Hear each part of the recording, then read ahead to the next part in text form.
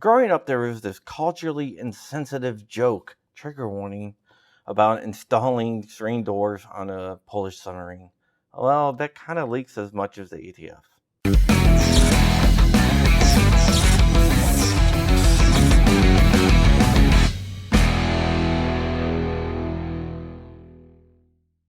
Hey heathens, welcome back to my channel. My name is Hank Strange and this is Stranger Palooza.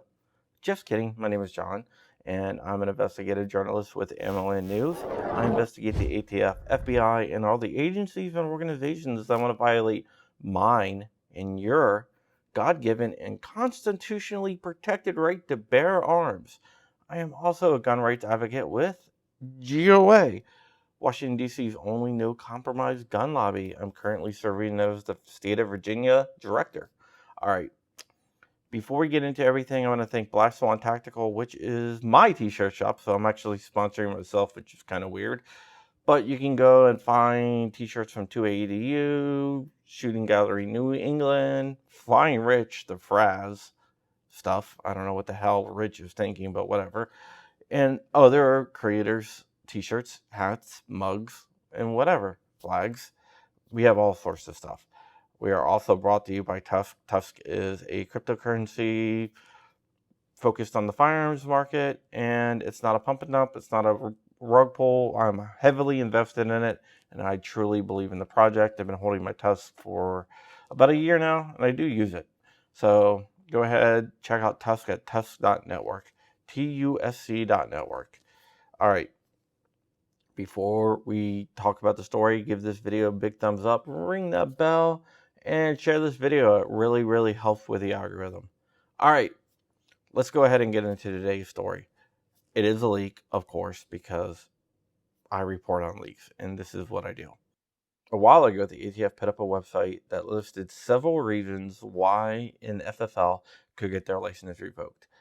This includes refusing an IOI and inspection. An IOI is an industry operations inspector. It also included transferring firearms to a prohibited person, failure to run a background check, falsifying records, and failure to comply with a trace request within 24 hours. Okay, so what's the big deal, right?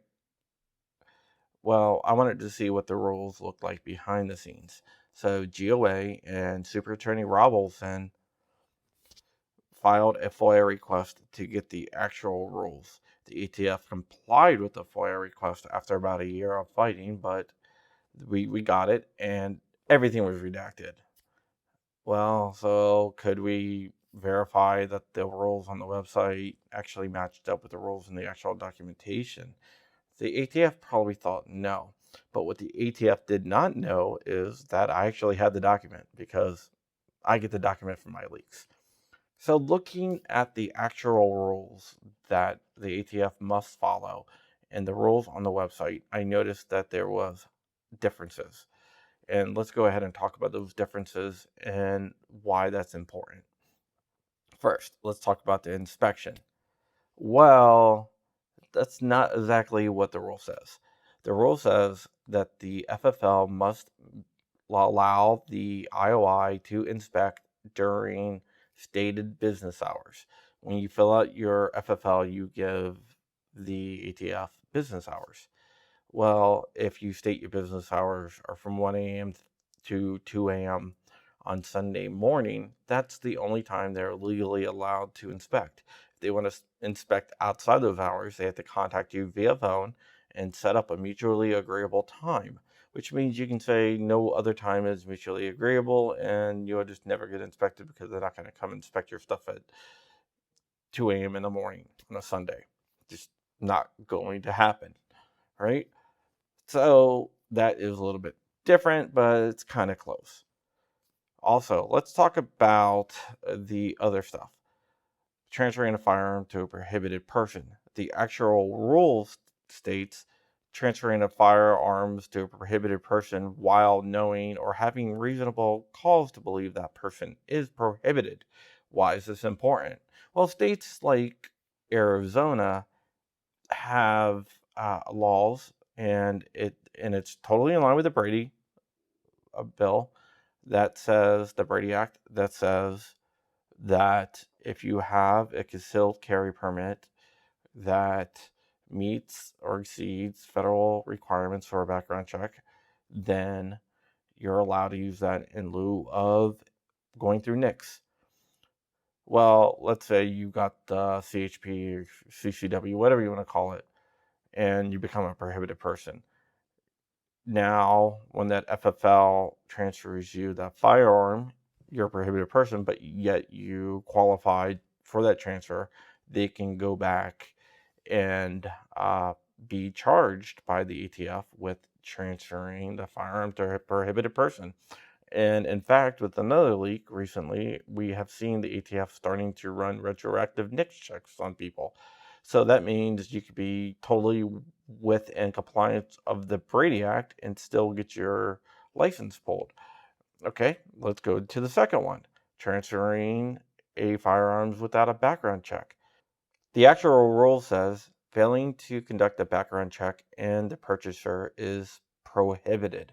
So they chopped off the second part. Falsifying records is the same. And the last one, failing to respond to a trace request within 24 hours and is a repeat violation. So basically, you get one shot, you screw it up, you're done. Your license is gone. So, looking at this, it could be that someone just truncated all the rules and put them on the website, but due to another leak, we know that isn't true.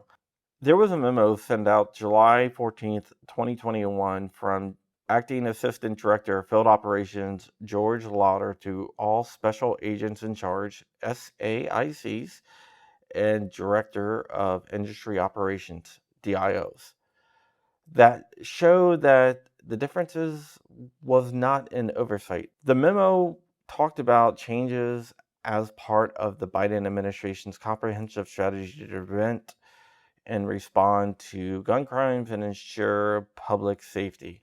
If you don't know, Biden recently states that he wants to go after rogue FFLs. And it actually talks about how they were changing the rules of this document. And the ones on the website is what the rules are changing to. Here is the rub, though. They're not going through the rulemaking process or submitting anything for comment or doing anything like that because they thought that you guys would never find out what the actual rules state and they can go behind the scenes and just change the rules without you knowing.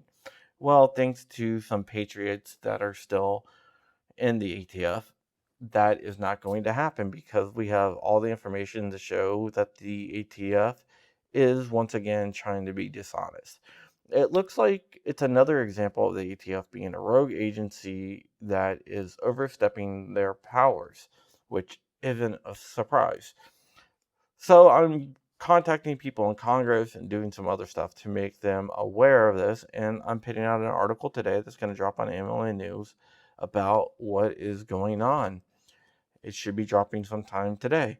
So watch out for that. But we need to get this information out there. We need to show people that the ATF is not our friends and they do really underhanded and tricky stuff to try to violate your and my rights. So that's it. That's the leak. Hope you enjoy it. Hopefully, this will get out there and people will know what's going on. And I will continue to report on it. I will continue to follow up on it. And I will continue to keep the ATF in check by exposing their underhanded deeds because the best disinfectant is sunlight. All right. With that said, my name is John Crump. I have a Patreon if you like what I do here. Because I do take a lot of risk. And one day my door's going to get kicked down and my dog's going to be shot, but hopefully not. But whew, that would suck. But if you want to help support what I do here, and if you like what I do here, go ahead and head over to my Patreon. It's at patreon.com/John Crump. I have a live channel, John Crump Live, which we do live streams, and John Crump Live is the new podcast that just launched over there. Go ahead, check it out. Go to johncrumplive.com as well. Check out my new website. It's really, really cool. We have some exciting projects coming up. And yeah, thank you for all the support. You guys mean the world to me. I love you guys. Stay ever free, stay ever vigilant, keep in the fight, and I am out. Bye. By the way, this was a really tough video to make. I kept on screwing up and it took me like 3 hours. I have no idea why. All right, see ya.